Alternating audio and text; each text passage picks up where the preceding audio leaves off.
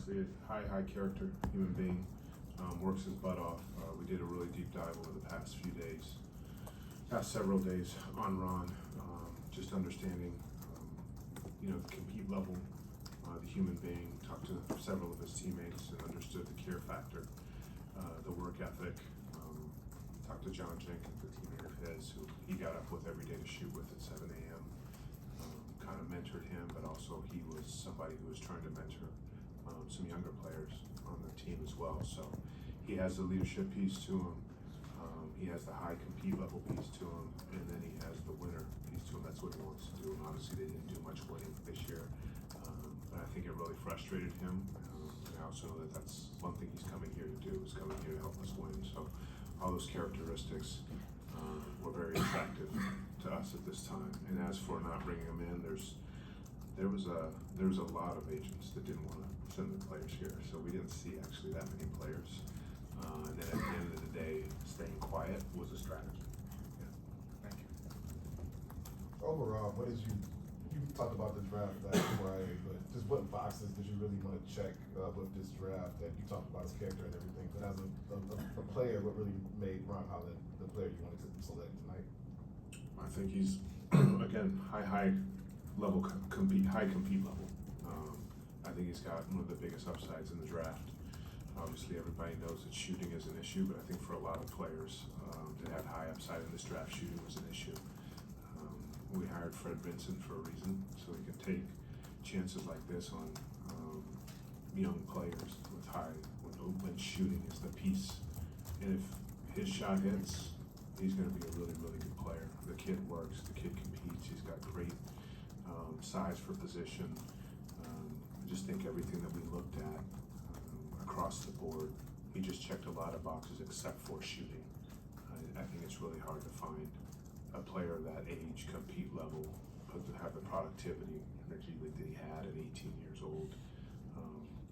I think he's just going to bring a competitive edge to this team going forward, and I think it'll be the type of player that this city, can back and wrap their arms around. How much did the type of season that the Ignite have complicate the process? And I understand there was no real point guard on that team. He was maybe had a lot, not really how you exaggerate, maybe he was asked to do things that he wasn't real fully prepared to do, but how did that complicate the evaluation process? Good question. I watched him several times, watched a ton of tape on him. Obviously, he had several teammates aside from himself that were draft eligible, so we were studying a lot of them. And I think that his end-to-end speed, his size for position, his compete level, again, he's a big-time rebounder at his position. I think we all think he'll be able to guard 1 through 4 at the end of the day, and that's what he wants to do. And I think he was asked to do more. And I think that's one thing he did say a couple times, especially when we interviewed him in Chicago. He did say, "Look, I understand what my role is. I understand who I am as a player. I want to come to whatever team that drafts me, and I want to help them win." Obviously, the people that he compared himself to, Jaden McDaniels, Jaylen Brown, Mikal Bridges, those guys came in as defenders first, and then they figured out their offensive game. So he knows who he is, which I think is huge to have that kind of awareness at 18, 19 years old. So we're incredibly excited about having him. Leading up to the pick, were there a lot of offers to move outside the game? There were some. There definitely were some. There were a lot of calls leading into the draft. The calls kind of dried up when the pick came. So it made it. You always have to prepare to take the pick. So there were a lot of calls yesterday, today, leading in from several teams behind us, and that was another reason why I went dark. I just didn't want anything to get out. Agents. You talk to an agent about who you like, and all of a sudden they start talking. So that was kind of a strategy by us, especially with all of the trade down. How much does he duplicate what Asar did for all last year? I don't think you can ever have enough big-time elite defenders as long as they can figure out the offensive side. So I think he's super competitive. I think he's a really hard worker. I'm not that afraid of the shot. He's going to have to work on it, but I'm really not that afraid of it. Again, I think we have somebody in-house that's really good at developing shooters. He's young. He's going to work. And I think he has something he can do at an elite level with elite size and athleticism for position. Again, he's going to compete and he's going to work and he's going to come and try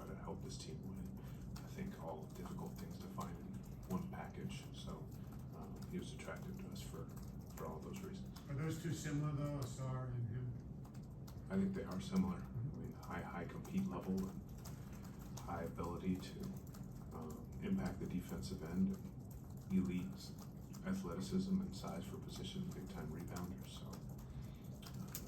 those guys are hard to find though. So I think they can play together. I think they can play on different units.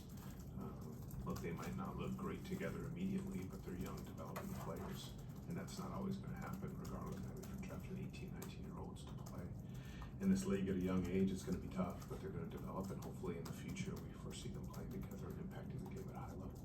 How do you compare players from the Ignite League to college basketball, and having that go away? Is that a bad thing? Say it again. I'm sorry. Getting players out of this Ignite League, how do you compare to college basketball? How is it better, different? I think it's just different. I mean, look, they're playing against grown men. I mean, college, you're playing against college players, which is great. Love the game of college basketball, and it's one place that we assess talent. Obviously, this is different. You're watching an 18-year-old player play against some of the best college players, right? In the G League, you're not playing against the 6 through 10 player on a college team. You're playing against a 1 through 5 player. Usually on the college team, they're on the G League team, so they're older, and the level of talent is higher, and they're more experienced. So I think it's you cut your teeth in a little bit better, a little bit higher level there. But obviously, the experience of losing a ton is never fun, and so that's one thing that those guys had to deal with. It again, is never fun for any young basketball player. Trajan, Bob Winowski, columnist for the Detroit News. You have talked about collecting assets and either taking contracts or tech.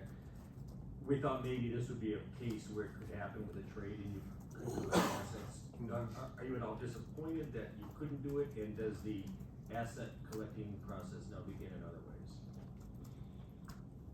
I don't think of course I would have been elated if we could have been able to collect an asset, move back and get a player of Ron's caliber, but I think we're very, very happy getting Ron at our pick this year. I think it was our intention to find a player that we really liked and didn't want to move back and get a player that we didn't like while gathering assets in the draft. So I think that was definitely something that we thought about in the process, not only leading into the draft, but also when we were on the clock.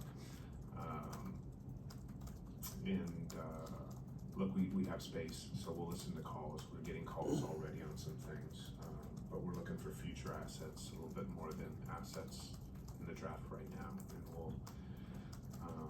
I think we'll be thoughtful and we'll be process oriented around those that we take in.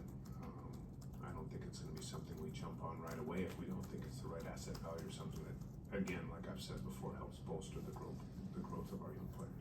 Trajan, I have 2 questions. Your last one, Vincent, now I wanna get it back. Okay, shot. It's your first draft with Tom, so I guess speak a little bit to his involvement in the draft prep. And the second question is, this is the first year the draft is 2 days. Yeah. And did you change your prep any at all, going from 1 day to 2 days? So basically 2 questions. Well, I think the good thing is this night isn't going to go long. We get to go home right after 30th pick is over, so there's no E10s or 2-ways or anything like that. So there's no fighting with agents on how much money we're going to give a guy to come to camp, or if we're going to keep a 2-way open. That'll happen tomorrow, but hopefully that'll be at 6:30 or 7 o'clock as opposed to midnight like it usually is. So definitely the prep will be different tomorrow. We'll be calling agents on different things. We'll be calling different teams on if we want to get in, or what we'll do with 53. But I think we'll stay patient and we'll find ways to see if we can make this team better. In terms of dealing with Tom, we've kept him informed and engaged this whole time. Met with him a few days ago on what was coming in terms of draft and potential free agency and potential trade targets. And I think he seemed to be in a good place with what our vision is and what our process has led to. And I guess we'll just see how we execute on it now. Thanks. Next turn. Thank you, Trajan.